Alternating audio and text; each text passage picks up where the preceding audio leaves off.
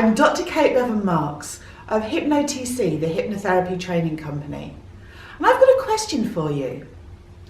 Are you sufficiently confident in your work to measure whether it's effective? Would you like to find out what works both generally and specifically which parts of what you do are the most successful? And even compare, does one approach work better than another approach? Because all of this information can help you become even more effective as a therapist. Some people say, I'll get to measuring right at the end. But actually, it needs thinking about right at the start. Letting your client know via your website, via your introduction or pre-talk, that you'll actually be checking up on them to find out how they're getting on, to get their view of what worked for them.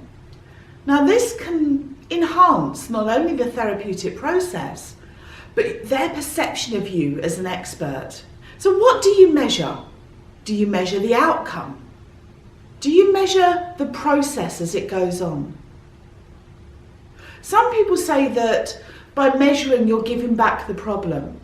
But if you focus your questioning positively, then all you're actually doing is reinforcing your therapeutic benefits. Now, what do you measure? Do you measure the therapist and how you were with the client? Do you assess the client? Lots of different variables there. Do you investigate your therapeutic relationship? Perhaps you'd like to look into cultural differences, whether certain approaches work better than others with different cultures. It might even be a particular process, perhaps something you've developed, that you'd like to find out which parts of that process are most effective. Of course, it might just simply be, was the outcome successful? All of this you can measure quite easily. Now, how you measure is an important consideration.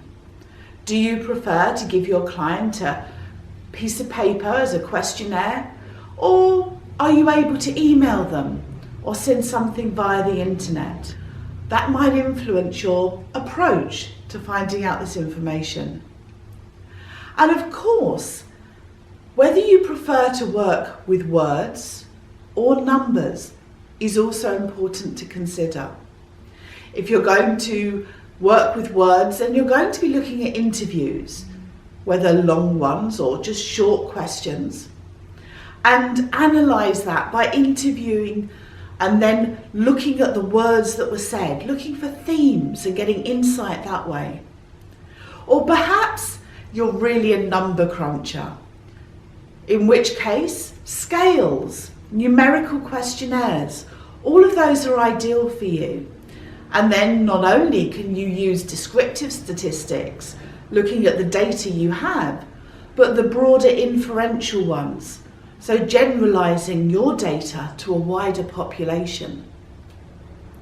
Now, it may well be that to start out with, you use a standard questionnaire. One of the most popular ones is something called MyMop2. And MyMop2 is widely used, and it's really good at finding out whether there's been an improvement in symptoms. Or, if you're looking more broadly, perhaps the SF36. Curiously, it's called the short form 36, even though it has 36 questions. Again, this is widely available, and it looks at changes in quality of life over 7 different aspects. Or you might be a little bit more adventurous and wish to tailor your questionnaire to suit a particular aspect of your investigation. In that case, you can create your own, and it may be that it's a paper one. It may be something more internet-based. SurveyMonkey offers a free internet-based questionnaire offering up to 10 questions and 100 different responses every month. That should work well for most therapists. Of course, the wonderful thing about SurveyMonkey is that it can link into processes such as MailChimp and Eventbrite, helping you streamline your whole therapeutic process.